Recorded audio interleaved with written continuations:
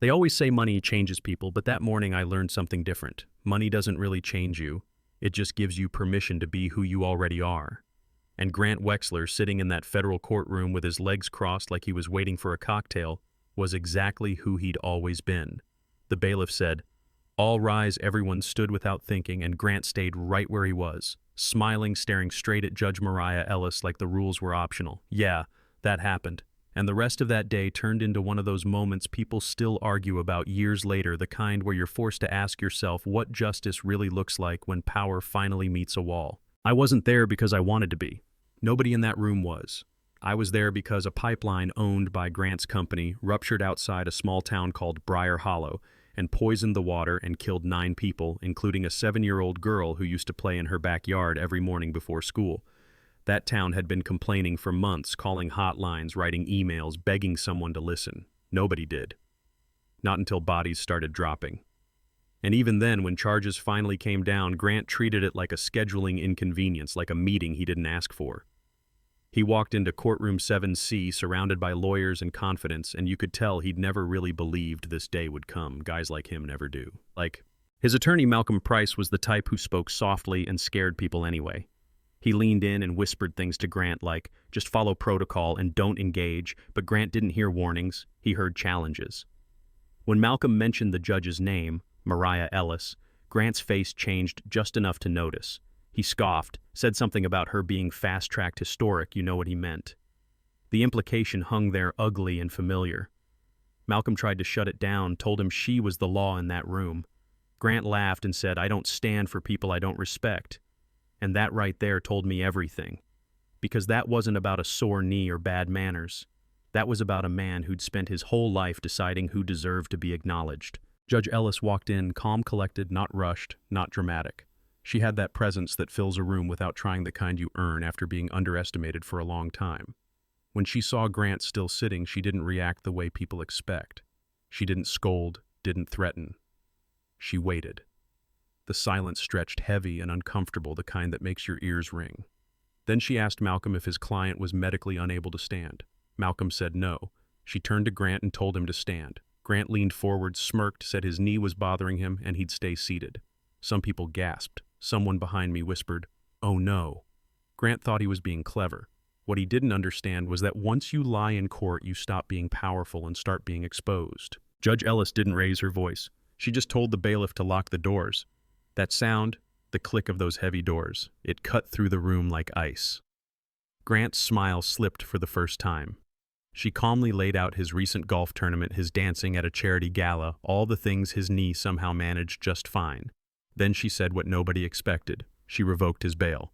Grant jumped up instantly, bad knee forgotten, shouting about his money, his connections, demanding to know if she understood who he was. That's when he crossed the line for good. He threatened her right there on the record like intimidation was just another business tool. Judge Ellis asked the court reporter to confirm it was recorded, then added a new charge for threatening a federal officer. 2 marshals stepped in with cuffs. Grant struggled, yelled, demanded Malcolm, "Fix it." But there's a moment when even the best lawyers know it's over. The cuffs clicked shut. The billionaire who wouldn't stand got walked out in chains. Most people would have learned something right there. Grant didn't. Sitting in a holding cell that night, stripped of his belt and his status, he didn't feel remorse. He felt wounded pride, and wounded pride is dangerous. By morning, stories started appearing online, hinting at conflicts of interest, dragging Judge Ellis's family into the spotlight, twisting old paperwork into scandal bait. Protesters showed up outside the courthouse with printed signs and borrowed outrage. Someone leaked her home address. Her husband's business got flooded with threats. Her kid needed security walking home from school. It was ugly and it was intentional. Grant wanted fear. He wanted her to flinch, to step aside, to give him a new judge he could manage.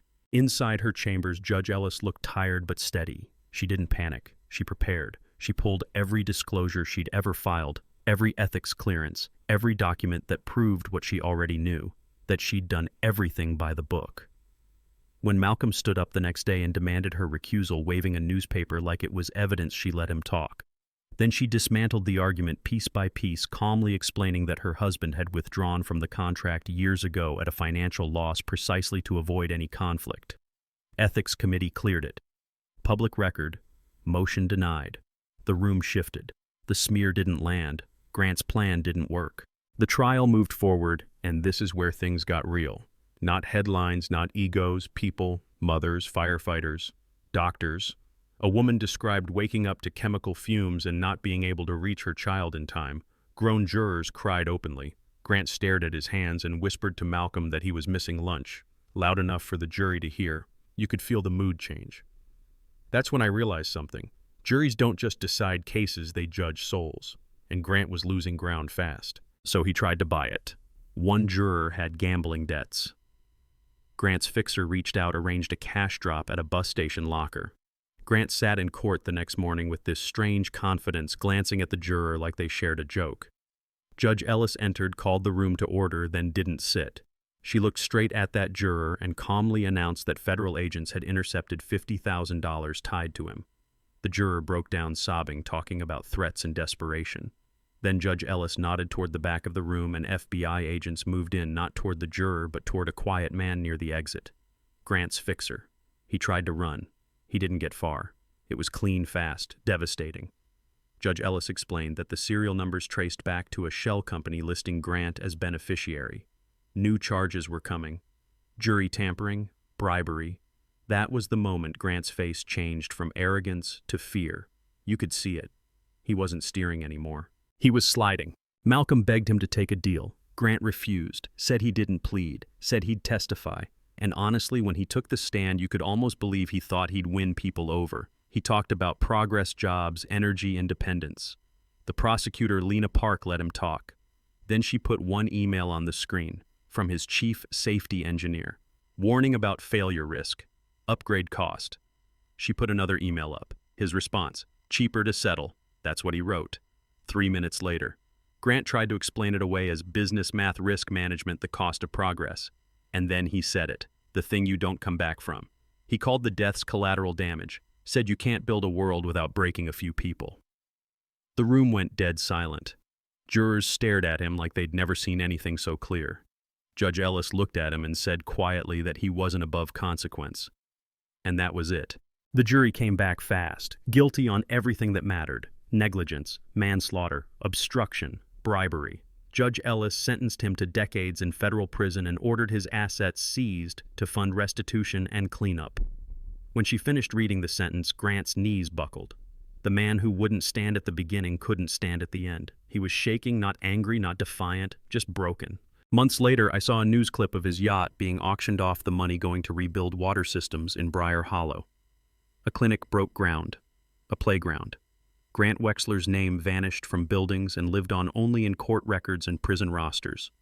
Judge Ellis moved on to her next case. No victory speech, no interviews, just work. And people still argue about it. Some say the sentence was too harsh, some say it still wasn't enough.